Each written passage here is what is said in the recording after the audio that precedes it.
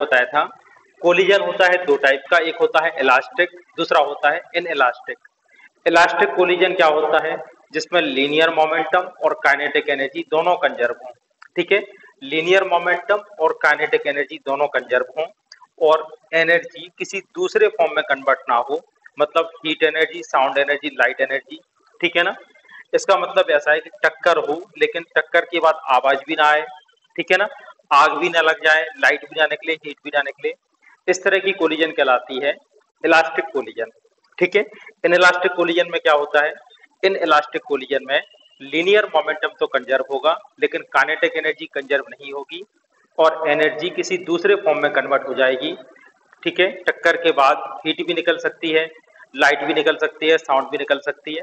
ठीक है, इसके बाद हम लोगों ने देखा था वन डायमेंशनल इलास्टिक कोलिजन। ठीक है, वन डी इलास्टिक कोलिजन। ठीक है, वन डी का क्या मतलब होता है, दो बॉडी हैं जिनके मास है m1 m2, इनिशियली इनकी वेलोसिटी है u1 और u2। ठीक है, इनमें कोलिजन होता है और कोलिजन के बाद इनकी वेलोसिटी हो जाती है v1 and v2। m1 m2 मास की दो बॉडी हैं, टक्कर के बाद इनकी वेलोसिटी हो जाती है v1 और v2। ठीक है, इसमें क्या क्या कंजर्व रहेगा, अगर इलास्टिक कोलिजन है तो लीनियर मोमेंटम कंजर्व होगा। लीनियर मोमेंटम कंजर्वेशन का मतलब टक्कर से पहले का momentum m1 u1 plus m2 u2 और टक्कर के बाद का मोमेंटम, टक्कर के बाद क्या होगा m1 v1 plus m2 v2। ठीक है, इसे हम हेड ऑन कोलिजन भी कहते हैं। इसके बाद ये हो गया इक्वेशन नंबर 1। सेकेंड इक्वेशन आपको बताए थे क्या कंजर्व रहेगा, काइनेटिक एनर्जी भी कंजर्व होगी। टक्कर के पहले की kinetic energy half m1 u1 square, दूसरी वाली बॉडी की हाफ m2 u2 स्क्वायर। ठीक है, और टक्कर के बाद क्या होगी, half m1 v1 square, half m2 v2 square. Equation number 2। Equation 1 और 2 को सॉल्व करने पर आया था रिलेटिव वेलोसिटी बिफोर कोलिजन। ठीक है ना, देखो टक्कर होने के लिए क्या जरूरी होगा, u1 u2 में से किसकी वेलोसिटी हाई हो, टक्कर तभी होगी जब पीछे से चलने वाला जो है उसकी स्पीड ज्यादा होगी। If u1 greater than u2 तभी कोलिजन पॉसिबल है। तो रिलेटिव वेलोसिटी बिफोर कोलिजन क्या आएगी, u1 minus u2 equal to relative velocity after collision क्या होगी, v2 माइनस v1। ठीक है, इन दोनों को सॉल्व करने पर ये इसमें रिजल्ट आता है। अब हम v1 की वैल्यू किसी भी इक्वेशन में पुट कर दें, ठीक है, या इक्वेशन 1 में पुट कर दें, तो हमने आपको बताया था v2 की वैल्यू क्या आती है। देखो याद रखने का तरीका भी बताया था, v2 कौन सी वेलोसिटी है, velocity of mass m2 after collision. ठीक है, याद रखने का तरीका क्या बताया था, दो डंडे बीच में प्लस। ठीक है ना, एक एक स्टेप बाय स्टेप आप देखते जाएं। दो डंडे खींचना है, बीच में प्लस लगाना है, नीचे लिखना है m1 plus m2, m1 plus m2, m1 plus m2। ठीक है इतना। इसके बाद आप ये देखो, ये लिख रहे हैं v2 की वेलोसिटी। ठीक है ना, अब आप ये देखो v2 है तो पहले लिखना है m2 माइनस m1, और अगर v1 होता तो लिखते m1 माइनस m2। v2 है तो पहले m2 लिखो, जो बाद में आएगा उसको 2 टाइम्स करके यहाँ पे लिख दो 2m1। ठीक है, अब आप v2 फाइंड कर रहे हैं तो पहले लिखना है u2, इसके बाद लिखना है u1। ठीक है, ये v2 की वैल्यू आ गई। v1 की वैल्यू क्या होगी, देखो v1 की वैल्यू कैसे फाइंड करेंगे, v1 तरीका वही होगा, दो डंडे बीच में प्लस। ठीक है, नीचे लिखना है m1 plus m2, m1 plus m2, m1 plus m2। अब आप फाइंड करने जा रहे हैं v1 की वैल्यू। ठीक है, तो पहले क्या आएगा m1, पहले आपको लिखना है m1 माइनस m2, जो भी बाद में आएगा उसको 2 टाइम्स करके यहाँ लिख दो 2m2। ठीक है, अब आप V1 फाइंड कर रहे हैं तो पहले आएगा U1, इसके बाद आएगा U2। ठीक है ना, इस तरह से हम वेलोसिटी आफ्टर कोलिजन फाइंड कर सकते हैं। ठीक है, ये दो फार्मूले बहुत इंपॉर्टेंट हैं, इनको आपको हमेशा याद रखना है। याद करने का तरीका हमने आपको बता दिया। अगर दो बॉडी हैं ए और बी, दोनों के मास इक्वल है, ठीक है ना, टक्कर के पहले इनकी वेलोसिटी है 5 और 3। ठीक है, तो टक्कर के बाद क्या होंगी? अगर दोनों बॉडी के मास इक्वल हैं तो टक्कर के बाद इनकी वेलोसिटी एक्सचेंज हो जाती है। ठीक है ना, तो ए कितनी स्पीड से चलेगा टक्कर के बाद? 3 मीटर पर सेकंड से, और बी कितनी स्पीड से चलेगा? 5 मीटर पर सेकंड से। ठीक है ना, वेलोसिटी एक्सचेंज हो जाएंगी विद डायरेक्शन के साथ। ठीक है, और आप देख लो दो बॉडी हैं, दोनों के मास है 5 kg।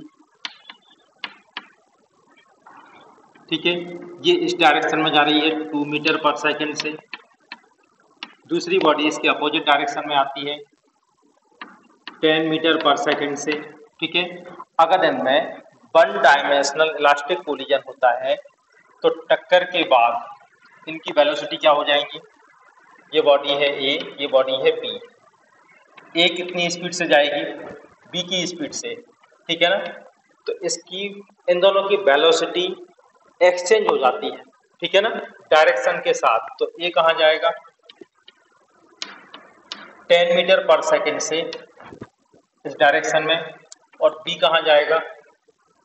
2 मीटर पर सेकंड से, ठीक है, इस डायरेक्शन में।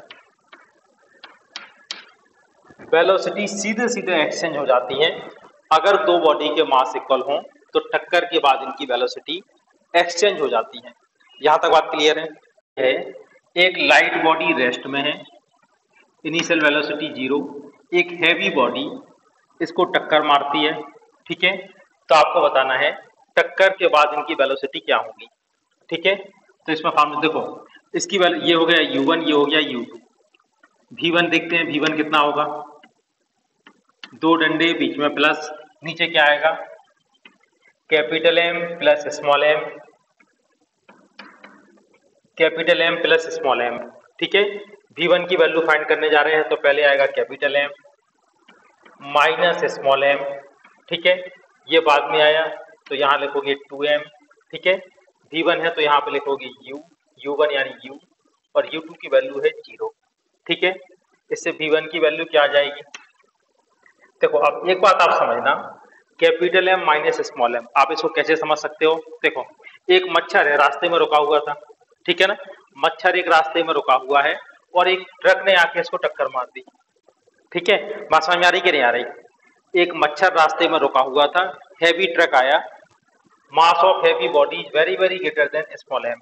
ठीक है, तो आप खुद बताओ, मच्छर का मास अगर ट्रक के मास में से माइनस करेंगे तो कितना बचेगा? ठीक है, ट्रक का मास ही बचेगा ना। ट्रक का मास है 10,000 किलो, मच्छर का मास है 0.1 ग्राम। ठीक है, तो कोई फर्क नहीं पड़ेगा, capital M minus small m equal to आ जाएगा कैपिटल M। ट्रक के मास में मच्छर का मास ऐड कर दोगे तब भी वही होगा। ठीक है ना, U, और यहाँ पर हो गया 0, तो V1 इक्वल टू क्या आ जाएगा? U। प्रैक्टिकली भी आप देखो, एक मच्छर को एक ट्रक ने टक्कर मार दी तो ट्रक की स्पीड पे कोई फर्क नहीं पड़ने वाला, ट्रक अपनी स्पीड से चलता रहेगा। ठीक है, अब देखते हैं मच्छर का क्या होगा। ठीक है, अब देखते हैं सेकंड बॉडी का क्या होगा। तो V2 इक्वल टू क्या होता है फार्मूला? दो डंडे नीचे प्लस, बीच में प्लस, नीचे क्या आ जाएगा? Capital M plus small m, capital M plus small m। V2 find करने जा रहे हैं तो पहले M2 यानी small m minus capital M। ठीक है, इसको 2 टाइम्स करके यहाँ लिख दोगे। V2 है तो U2 की वैल्यू है 0, और यहाँ पर आएगा U1 की वैल्यू है U। ठीक है, तो ये तो पूरा 0 हो गया। V2 इक्वल टू क्या आ जाएगा? यहाँ पे क्या आएगा? देखो, 2m 2 capital M over m। Into u, m से एम कैंसिल हो गया, V2 इक्वल टू आ जाएगा 2u। ठीक है, जैसे ही स्टेशनरी मच्छर को ट्रक टक्कर मारेगा तो मच्छर ट्रक की स्पीड से दुगनी स्पीड से चला जाएगा। ठीक है ना। एक हैवी बॉडी है, ये रखी हुई है, रेस्ट में है, और लाइट बॉडी u वेलोसिटी से आके इसको टक्कर मारती है। ठीक है ना। तो दोनों की वेलोसिटी क्या होगी आफ्टर कोलिजन। V1 का फार्मूला क्या होगा? ठीक है, हर बार हम आपको इस पर फार्मूला रिपीट कर रहे हैं जिससे आपको याद हो जाए। ठीक है ना। दो डंडे बीच में प्लस, हाँ, नीचे क्या होगा capital M plus small m। ठीक है ना। Capital M plus small m, truck का मास प्लस मच्छर का मास, तो हम कैपिटल M ही लिख रहे हैं यहाँ पर। ठीक है ना। V1 क्या होगा M1 minus M2, small m minus capital M, बाद में आया 2 टाइम्स करके लिख दो। V1 है तो पहले आपको लिखना पड़ेगा u, सेकंड वाले की वेलोसिटी है 0। ठीक है ना। तो small m minus capital M equal to आएगा माइनस कैपिटल M,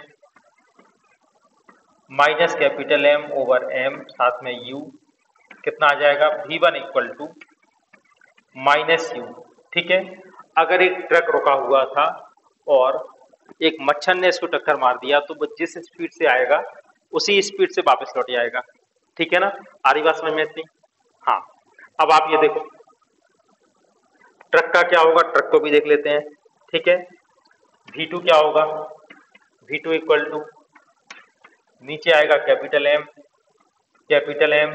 ठीक है, V2 है तो M2 माइनस M1। ठीक है ना, capital M minus small m। ठीक है, यहाँ पर आएगा 2 इंटू स्मॉल m। ठीक है, V2 है तो पहले आएगा U2, U2 की वैल्यू है 0, फिर आएगा U1। ठीक है, तो V2 इक्वल टू देखो m अपॉन ये 0 है तो ये 0 हो जाएगा, plus small m over capital M। ये बहुत छोटा मास है, इसमें बहुत हैवी मास का डिवाइड करोगे तो नियरली आ जाएगा 0। ठीक है ना। तो V2 की वैल्यू भी क्या होगी 0। ठीक है, ट्रक अपनी जगह पर रखा रहेगा और मच्छर उतनी ही स्पीड से वापस लौट जाएगा। डी इन इलास्टिक कोलिजन क्या कहलाती है? एक बॉडी है, मास है m1, दूसरी बॉडी का मास है m2। ठीक है, one dimensional in elastic collision. ठीक है, इसकी वेलोसिटी है u1, इसकी वेलोसिटी है u2। 100% इन इलास्टिक कोलिजन में क्या होता है, यदि कोलिजन 100% इन इलास्टिक है तो दोनों बॉडी टक्कर के बाद आपस में स्टिक हो जाती है, और स्टिक हो जाएंगी तो ये एक ही बॉडी बन जाएंगी m1 प्लस m2, और एक ही वेलोसिटी से चलेंगी v वेलोसिटी से। ठीक है, इन इलास्टिक कोलिजन में क्या कंजर्व रहेगा, इन इलास्टिक कोलिजन में लीनियर मोमेंटम तो कंजर्व होगा लेकिन काइनेटिक एनर्जी कंजर्व नहीं होगी। ठीक है, तो इसमें अप्लाई करते हैं law of conservation of linear momentum. ठीक है ना, मतलब एक ही लाइन का मोमेंटम कंजर्व होगा। तो इससे आप इक्वेशन क्या लिखेंगे, m1u1 plus m2u2 equal to m1 plus m2 into v। ठीक है, इससे क्या आ जाएगी, देखो काइनेटिक एनर्जी तो कंजर्व होती नहीं है तो हमें लिखना भी नहीं है, तो वेलोसिटी आफ्टर कोलिजन क्या हो जाएगी, v equal to m1u1 plus m2u2 upon m1 plus m2। ठीक है, ये क्या होगा वेलोसिटी आफ्टर कोलिजन। क्लियर है बेटा इतना? अब इसमें हमें फाइंड करना है काइनेटिक एनर्जी कंजर्व नहीं होगी तो क्या होगा, एनर्जी का होगा लॉस। ठीक है, कितना लॉस होगा ये हमें फाइंड करना है। कैसे फाइंड करेंगे, लॉस ऑफ काइनेटिक एनर्जी को लिख लें डेल्टा के ई। ठीक है, लॉस कब होता है, जब इनिशियली जाना एनर्जी हो और फाइनल एनर्जी कम हो जाए। ठीक है, तो इनिशियल काइनेटिक एनर्जी क्या होगी, half m1 u1 square plus half m2 u2 square. ठीक है, ये हो गई initial kinetic energy minus final kinetic energy. कैसे फाइंड करेंगे, काइनेटिक एनर्जी आफ्टर कोलिजन क्या होगी, half m1 plus m2 into v square.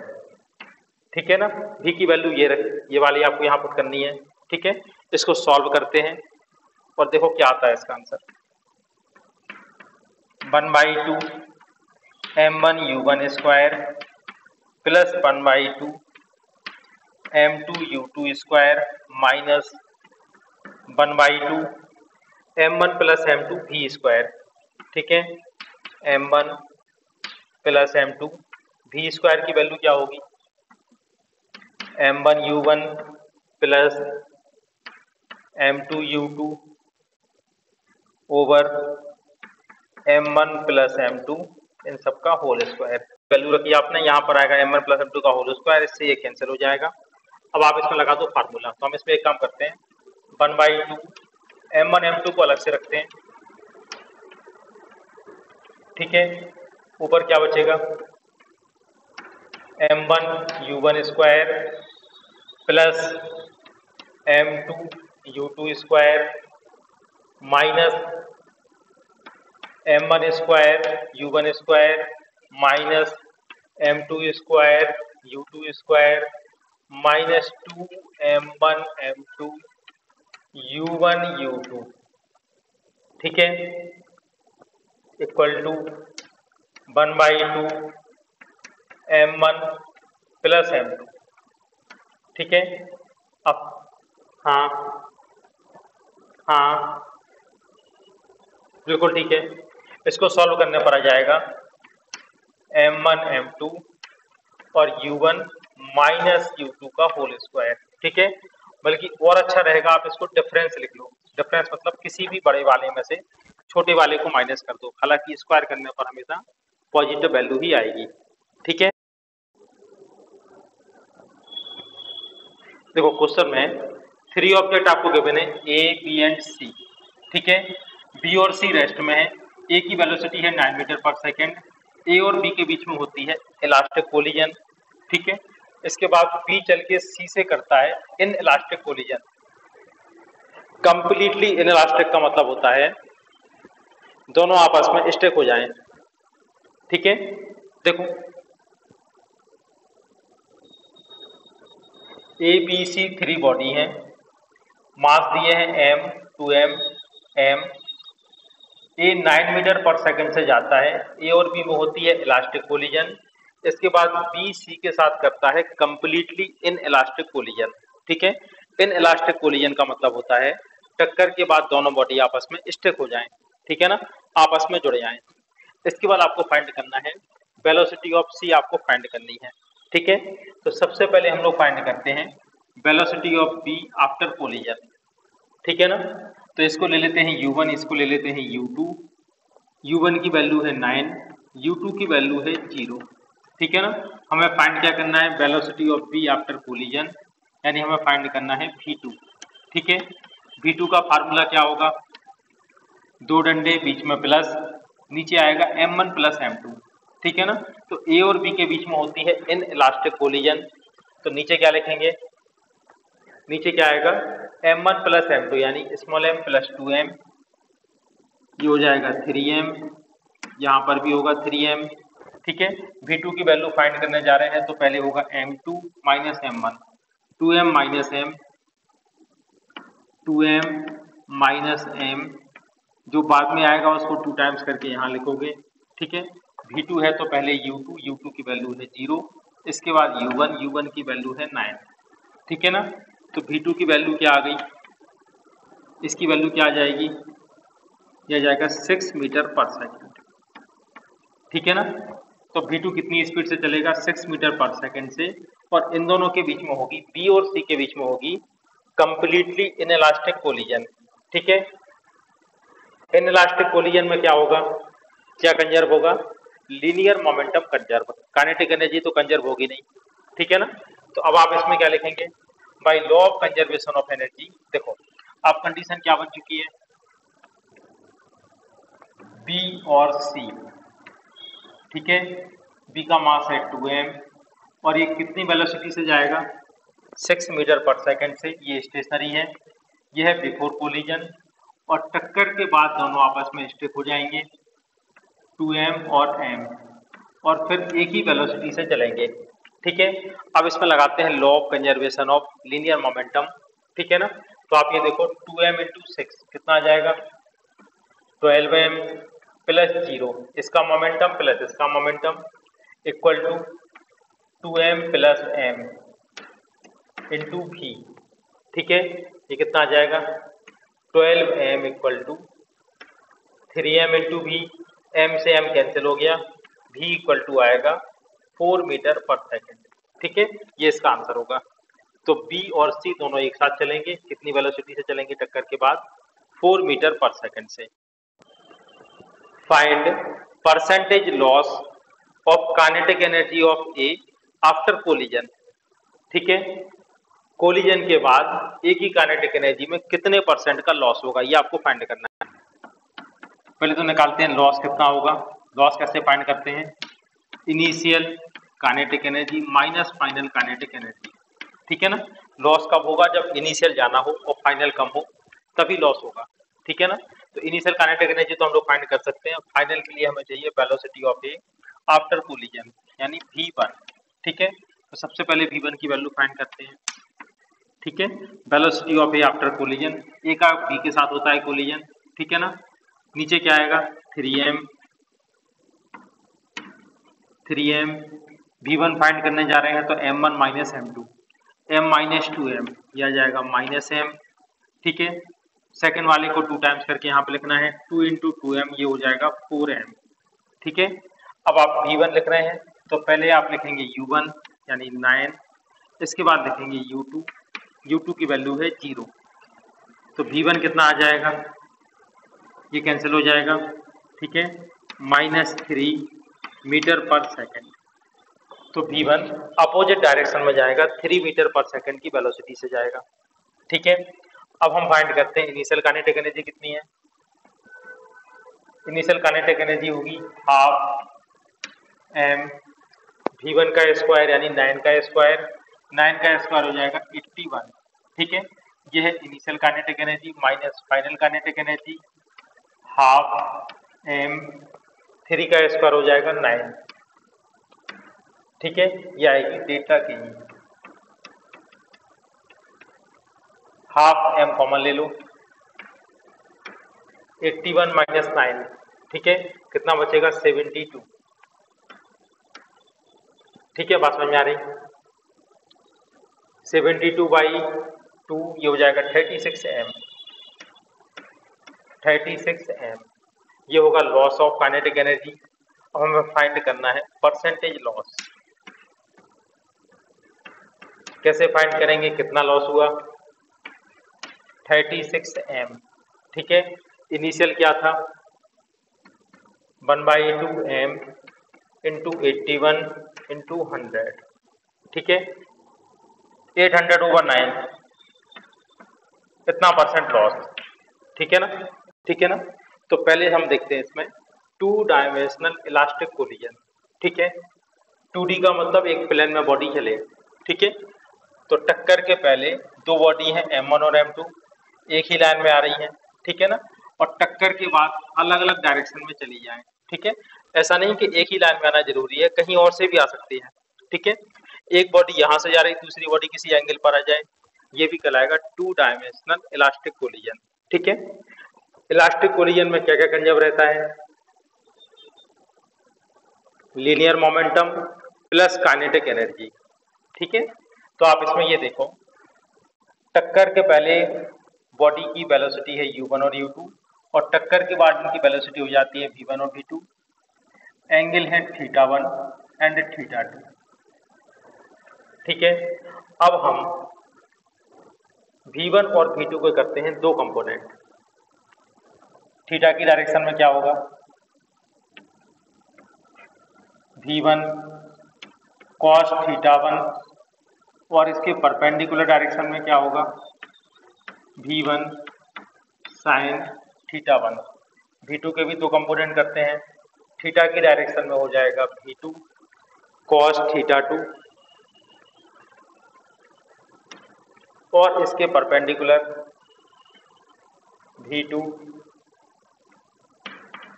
sin θ2। यहाँ तक क्लियर हो गया। देखो अब कोलिजन कैसा है, इलास्टिक कोलिजन है, क्या क्या कंजर्व रहेगा, linear momentum plus kinetic energy. तो सबसे पहले हम करते हैं लीनियर मोमेंटम कंजर्व, ठीक है ना। लीनियर मोमेंटम का क्या मतलब है? लीनियर मतलब एक ही लाइन का मोमेंटम, ठीक है। तो टक्कर के पहले फर्स्ट बॉडी का मोमेंटम कितना है, इसके लिए हम लोग पहले यूज करते हैं एक्स एक्सिस का मोमेंटम, उसके बाद लेंगे वाई एक्सिस का मोमेंटम, ठीक है। एक लाइन हो गई एक्स एक्सिस, दूसरी लाइन हो गई यहां से वाई एक्सिस, ठीक है। तो आप देखो एक्स एक्सिस में क्या होगा, before collision m1u1 plus m2u2, after collision क्या होगा, m1v1 cos θ1 plus m2v2 cos θ2, equation number 1, ठीक है। सेकेंड इक्वेशन क्या होगी, ये हो गया एक्स एक्सिस का मोमेंटम, अब हमें लेना है वाई एक्सिस का मोमेंटम। तो आप ये देखो टक्कर के पहले फर्स्ट बॉडी भी जा रही है एक्स डायरेक्शन में, सेकेंड बॉडी भी जा रही है एक्स डायरेक्शन में, वाई डायरेक्शन में कोई भी बॉडी नहीं जा रही है, ठीक है। तो वाई डायरेक्शन का मोमेंटम कितना होगा, 0। टक्कर के पहले वाई डायरेक्शन का मोमेंटम होगा 0, और टक्कर के बाद क्या होगा, देखो ये है पॉजिटिव वाई एक्सिस, तो ये हो जाएगा नेगेटिव वाई एक्सिस। तो आप इसमें क्या लिखेंगे, m1v1 sin θ1 minus m2v2 sin θ2, इससे क्या आ जाएगा, m1v1 sin θ1 equal to m2v2 sin θ2, यह है इक्वेशन नंबर 2, ठीक है। और क्या कंजर्व रहेगा, इलास्टिक कोलिजन है तो काइनेटिक एनर्जी भी कंजर्व होगी, ठीक है। इसकी काइनेटिक एनर्जी भी कंजर्व होगी,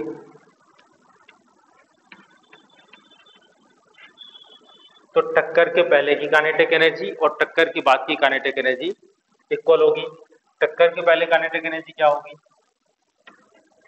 हाफ m1u1 स्क्वायर, दूसरी वाली बॉडी की हाफ m2u2 स्क्वायर, ठीक है। टक्कर के बाद पहले ये है, टक्कर के बाद में क्या होगा, half m1v1 square plus half m2v2 square, ठीक है, ठीक है। अब by use of equation 1, 2 and 3 we can find value of v1 and v2। Two dimensional inelastic collision में दो बॉडी जिनके मास है m1 m2, ठीक है, एक ही डायरेक्शन में चल भी सकती है, नहीं भी चल सकती हैं, आपस में कोलाइड करती हैं। अगर 100% इनइलास्टिक कोलिजन है तो दोनों बॉडी आपस में स्टिक हो जाएंगी और एक ही साथ एक ही वेलोसिटी से चलेंगी। ये एक्स एक्सिस के साथ मान लो ये थीटा एंगल पर जाती हैं, ठीक है। अब आप ये देखो कोलिजन कैसा है, इनइलास्टिक, क्या कंजर्व होगा, ओनली लीनियर मोमेंटम, ठीक है ना, लीनियर मोमेंटम कंजर्व होगा। इसके लिए हमें इसके कुछ कंपोनेंट करने होंगे, ठीक है ना। तो आप ये देखो इस डायरेक्शन में हो जाएगा v cos थीटा, और इसके परपेंडिकुलर डायरेक्शन में क्या होगा, ये होगा v sin थीटा, ठीक है। लीनियर मोमेंटम कंजर्व होगा तो टक्कर के पहले का मोमेंटम कितना है, m1u1 प्लस m2u2, ठीक है। एक्स एक्सिस का मोमेंटम ये हो गया equal to m1 plus m2 v cos theta, equation number 1, ठीक है। इसके बाद बाई एक्सिस का मोमेंटम क्या होगा, बाई एक्सिस में कोई भी बॉडी नहीं आ रही, बाई एक्सिस का मोमेंटम हो जाएगा 0, ये हो गया इनिशियल मोमेंटम। और बाई एक्सिस में दोनों बॉडी एक साथ जा रही हैं, v sin थीटा की वेलोसिटी से 0 equal to m1 plus m2 v sin theta, ठीक है, equation number 2, kinetic energy conserve होगी नहीं, ठीक है, तो उसको लिखने की कोई जरूरत है नहीं। तो इसमें linear momentum, only linear momentum conserve रहेगा, तो इसकी इक्वेशन लिखते हैं और इन इक्वेशन की हेल्प से हम लोग फाइंड कर सकते हैं velocity of body after collision. ठीक है, एक बॉडी का मास m है, v वेलोसिटी से दूसरी बॉडी से स्ट्राइक करती है जो कि रेस्ट में है। टक्कर के बाद फर्स्ट बॉडी इनिशियल डायरेक्शन के परपेंडिकुलर डायरेक्शन में जाती है v/√3 की वेलोसिटी से, तो दूसरी बॉडी कहाँ जाएगी ये हमें फाइंड करना है, ठीक है ना। चलो, तो आप इसमें ये देखो, ये बॉडी का मास m हो गया, v वेलोसिटी से जाएगी, इसको स्ट्राइक करेगी और टक्कर के बाद या इस पॉइंट पे टकराते हैं और ये परपेंडिकुलर डायरेक्शन में चली जाएगी। दूसरी बॉडी कहाँ जाएगी हमें कुछ भी नहीं मालूम, तो हम इसको ले लेते हैं, दूसरी बॉडी की वेलोसिटी है v डैश और ये थीटा एंगल पर जाती है, ठीक है ना। ऐसा हम ले सकते हैं, दूसरी बॉडी थीटा एंगल पर जाती है, यहाँ तक कोई दिक्कत तो नहीं है। अब आप इसमें इस v डैश के दो कंपोनेंट करो, ठीक है, थीटा की डायरेक्शन में हो जाएगा v डैश कॉस थीटा और इसके परपेंडिकुलर हो जाएगा v डैश साइन थीटा, ठीक है इतना। अब आप इसमें अप्लाई करो law of conservation of linear momentum, ठीक है ना। तो टक्कर के पहले इनकी वेलोसिटी कितनी है mv, ठीक है, इसका मोमेंटम कितना होगा 0, इक्वल टू टक्कर के बाद क्या होगा, अभी हम इसमें अप्लाई कर रहे हैं law of conservation of linear momentum in x direction, ठीक है। टक्कर के बाद क्या होगा mv dash cos theta, equation number 1, ठीक है। दूसरा देखो, बाई डायरेक्शन में, तो बाई डायरेक्शन में इसकी वेलोसिटी भी 0 है, इसकी वेलोसिटी भी 0 है, ठीक है ना। दोनों की वेलोसिटी, सॉरी, इसकी वेलोसिटी तो 0 है, इसकी वेलोसिटी x डायरेक्शन में है, तो बाई डायरेक्शन में वेलोसिटी कितनी होगी 0, ठीक है। यहां से क्या होगा, फर्स्ट वाली बॉडी की वेलोसिटी m v/√3 है, तो मोमेंटम क्या हो जाएगा m v/√3, अपोजिट डायरेक्शन में तो माइनस लगाना पड़ेगा, m v dash sine theta, equation number 2, ठीक है ना। इन दो इक्वेशन को हमें सॉल्व करना है और v डैश की वैल्यू को फाइंड,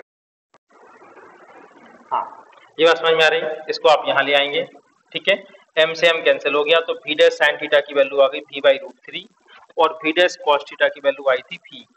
इक्वेशन फर्स्ट और थर्ड, इसको थर्ड ले लो, दोनों को स्क्वायर करके ऐड कर दो, तो यहाँ पर v स्क्वायर कॉमन आ जाएगा, sine square theta plus cos square theta हो जाएगा 1, तो आप लिखेंगे v डैश का स्क्वायर, ठीक है, ये v डैश का स्क्वायर लिखा है, v डैश का स्क्वायर इक्वल टू, यहां से क्या आएगा v स्क्वायर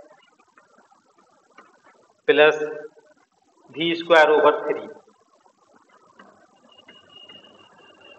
इससे क्या आ जाएगा v डैश का स्क्वायर इक्वल टू, एलसीएम आ जाएगी 3 प्लस 1 4, ठीक है, 4v स्क्वायर ओवर 3, तो v डैश की वैल्यू क्या आ गई 2/√3 v, ठीक है। अगर इनलास्टिक कोलिजन होती तो दोनों साथ साथ चलते, फिर इसका आंसर हो जाता v/√3, ठीक है। तो अगर क्वेश्चन में इनलास्टिक कोलिजन है तो आपको आंसर लिखना है v/√3 और अगर इलास्टिक कोलिजन है तो आंसर आएगा 2v/√3, ठीक है ना।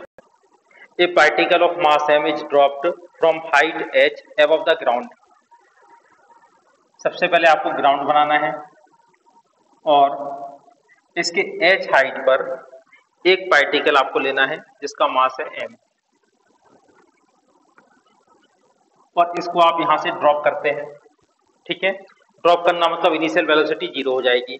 At the same time another particle of same mass is thrown vertically upward from the ground with velocity √2gh, उतने ही टाइम में आप क्या कर, उसी टाइम क्या करते हो आप, एक दूसरा आइडेंटिकल मास है उसे ऊपर फेंकते हो और इनिशियल वेलोसिटी है √2gh।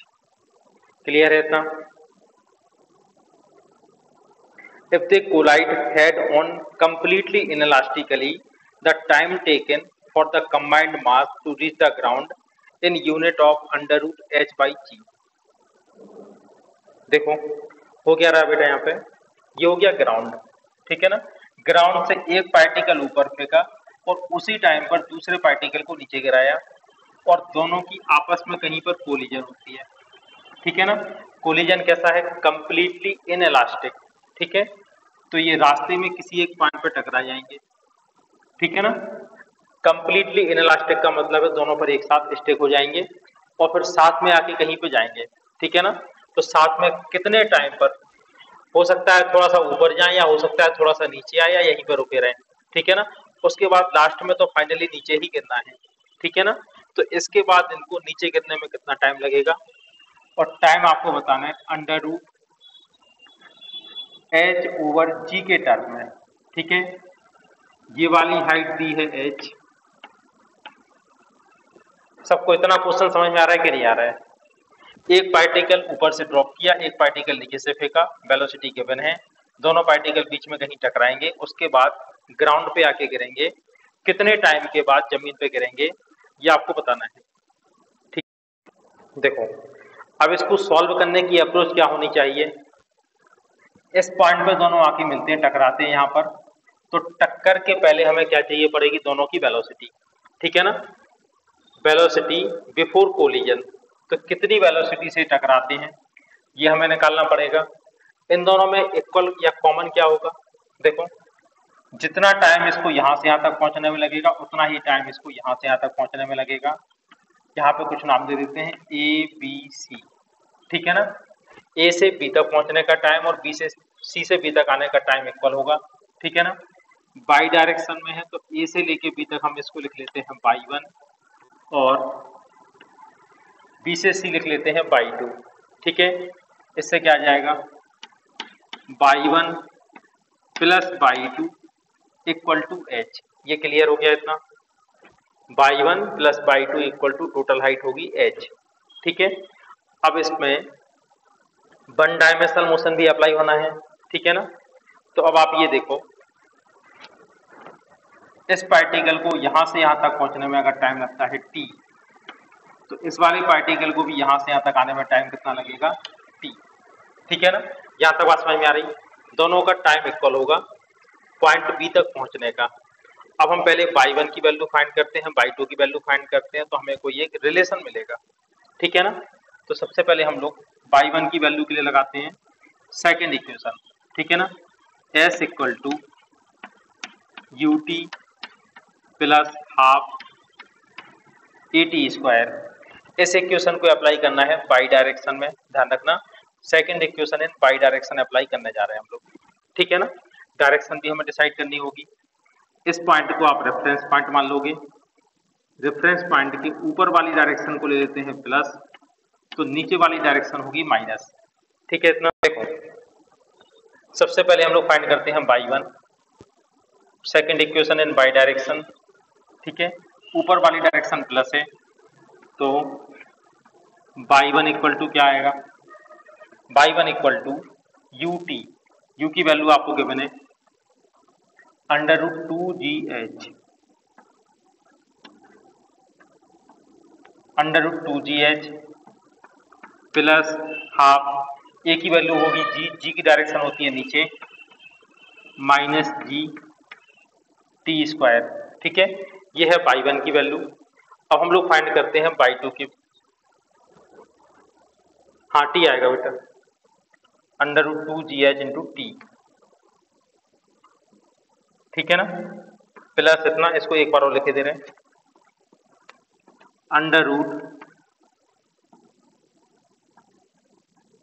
√2gh t minus half gt square, ठीक है। इसको दे देते हैं इक्वेशन नंबर 1। क्लियर है बेटा, ये है y1 की वैल्यू। अब हमें फाइंड करना है y2 की वैल्यू। तो बाई टू के लिए इनिशियल वेलोसिटी कितनी हो जाएगी, 0। ठीक है, इसके लिए हम लोग एक काम करते हैं, बाई टू पॉजिटिव कब होगा, नीचे वाली डायरेक्शन में, तो इसके लिए हम लोग नीचे वाली डायरेक्शन को प्लस ले रहे हैं, तो ऊपर वाली डायरेक्शन हो जाएगी माइनस। ठीक है ना, यहाँ पर बाई वन और बाई टू की सिर्फ वैल्यू फाइंड कर रहा है यहाँ पर। ठीक है ना, तो आप ये देखो बाई टू नीचे वाली डायरेक्शन पॉजिटिव ली है, तो अब बाई टू हो जाएगा पॉजिटिव। ठीक है ना, पॉजिटिव आना चाहिए, हम ऐसा कह सकते हैं। यू टी, यू की value 0 plus half g t square. ठीक है, क्लियर है बेटा इतना। अब आप इस इक्वेशन में वैल्यू पुट कर दो। चलो इसको दे दे रहे इक्वेशन नंबर 1, ये हो गई इक्वेशन नंबर 2, ये हो गई इक्वेशन नंबर 3। ठीक है ना, इक्वेशन नंबर 1 में वैल्यू पुट कर दो, y one plus y two equal to H.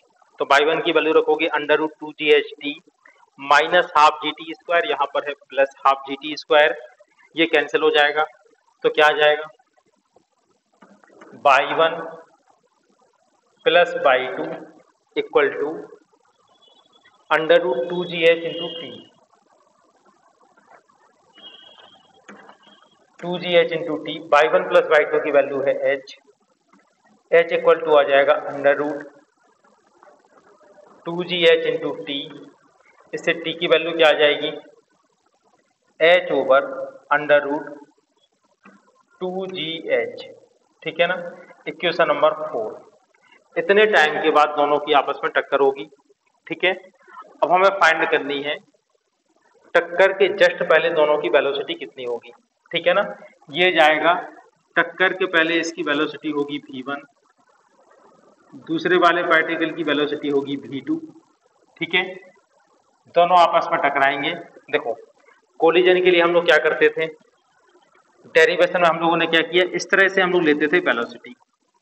ठीक है, एक ही लाइन की, तो यहाँ पे वाई एक्सेस पर है तो वाई एक्सेस पे ले लो, अभी हम लोग एक्स एक्सेस पे पढ़ रहे थे। ठीक है, उससे कोई फर्क नहीं पड़ेगा चाहे एक्स एक्सेस हो या वाई एक्सेस हो। तो अब हमें किसकी वैल्यू फाइंड करनी है, टक्कर के जस्ट पहले इनकी वेलोसिटी कितनी कितनी है। ठीक है, तो v1 का फार्मूला क्या हो जाएगा, ठीक है, फर्स्ट इक्वेशन क्या होती है, v equal to u plus a t. ठीक है, अब v1 फाइंड करना है, मतलब फर्स्ट पार्टिकल की वेलोसिटी टक्कर के जस्ट पहले, तो v1 इक्वल टू यू, ऊपर वाली डायरेक्शन ली है प्लस, यू की वैल्यू क्या हो जाएगी under root 2GH plus a t, a की वैल्यू हो गई माइनस जी, और टी की वैल्यू भी हमारे पास आ चुकी है। अभी हम टी ऐसे ही लिख दे रहे हैं, बाद में जाके हम इसको वैल्यू पुट कर देंगे। ठीक है, ये v1 की वैल्यू है। अब हमें फाइंड करनी है v2 की वैल्यू। ठीक है, v2 की वैल्यू कैसे फाइंड करेंगे,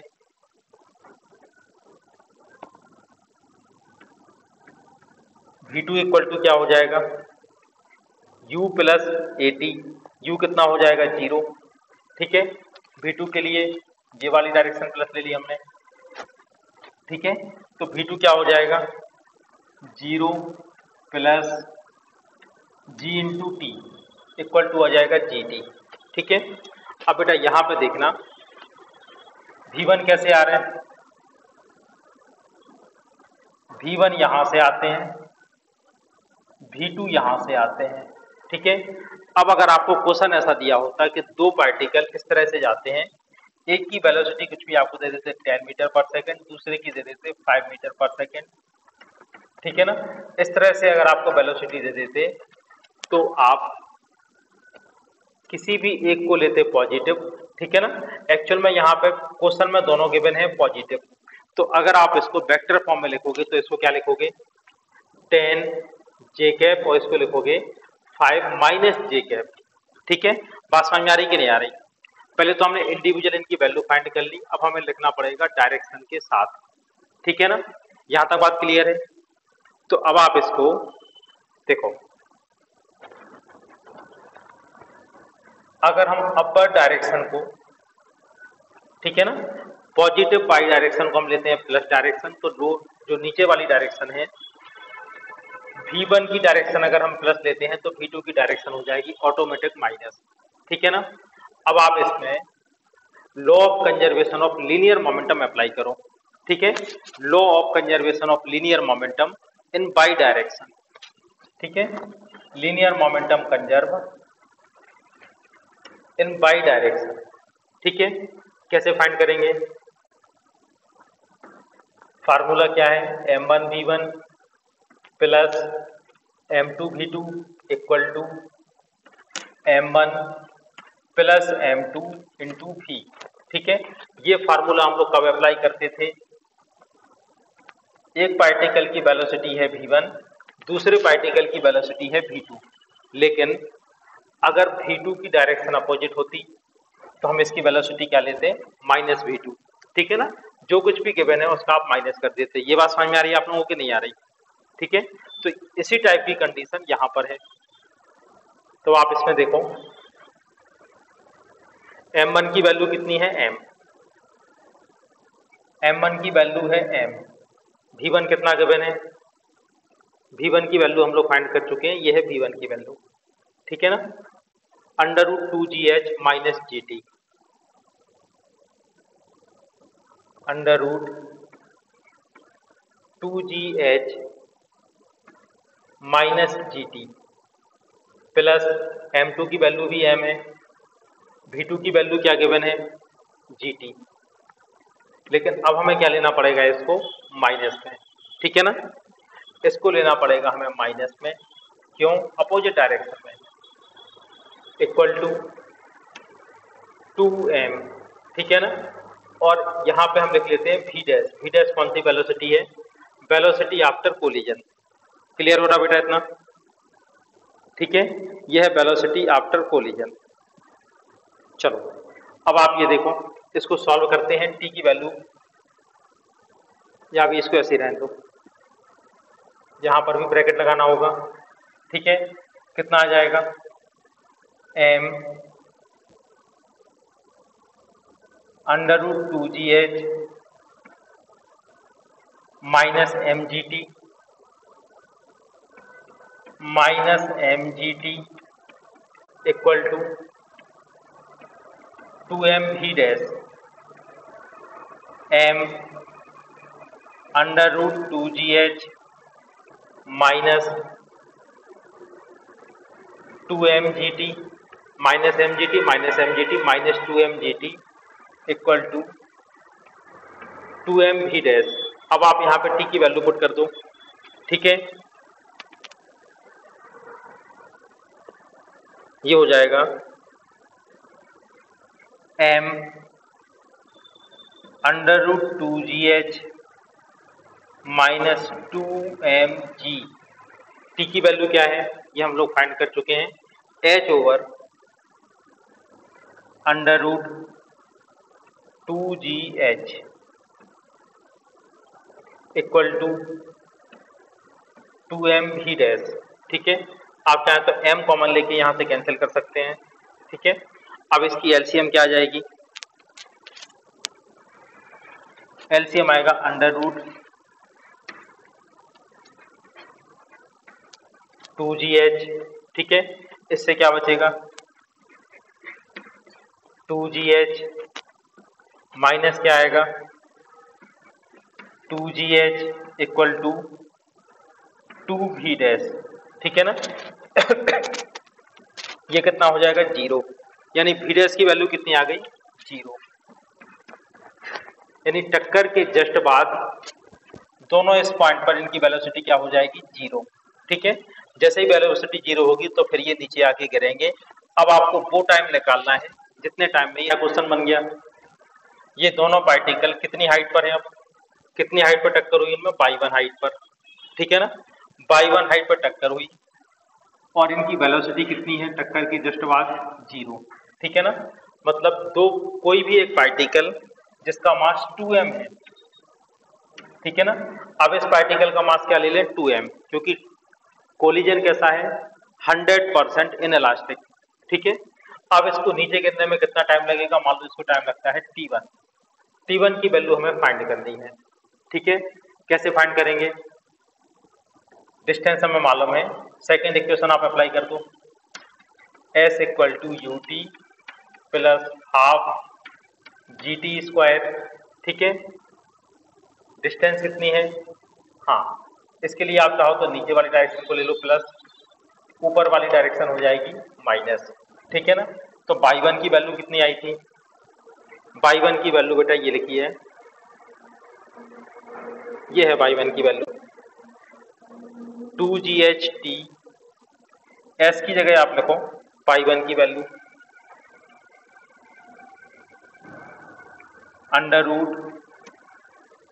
√2GH इंटू टी की वैल्यू क्या होगी?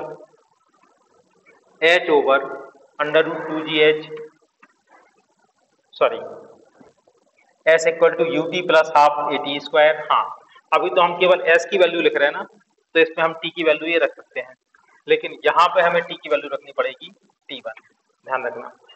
इस वाले में t की वैल्यू पुट करनी पड़ेगी T1, ठीक है। तो y1 की वैल्यू हो जाएगी √2GH इंटू टी की वैल्यू रख दी यहाँ पर h/2GH minus half GT²। GT² की वैल्यू क्या होगी? h² ओवर 2GH, ठीक है। ये हो गई यहाँ पे वैल्यू, s की वैल्यू हो गई, ठीक है, इक्वल टू इनिशियल वेलोसिटी कितनी है?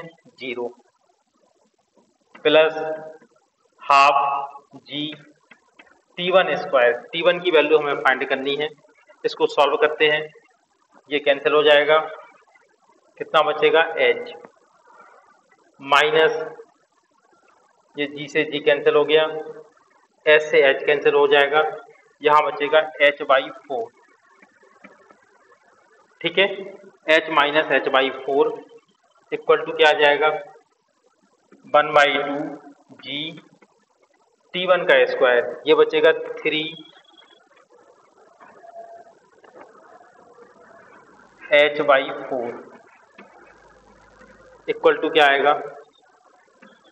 1/2 g T1², 2 से ये कैंसिल होकर 2 हो जाएगा, ठीक है ना। तो T1 की वैल्यू क्या हो जाएगी? 3/2 √h/g, ठीक है ना। T1² की वैल्यू 3/2 h/g, इसका अंडर रूट। अब हमें पूछा गया है √h/g के टर्म में कितना होगा, तो इसको आप ऐसे भी लिख सकते हो √3/2 √h/g, ठीक है। तो आंसर क्या होगा? √h/g के टर्म में कितना होगा? √3/2, आंसर हो जाएगा √3/2।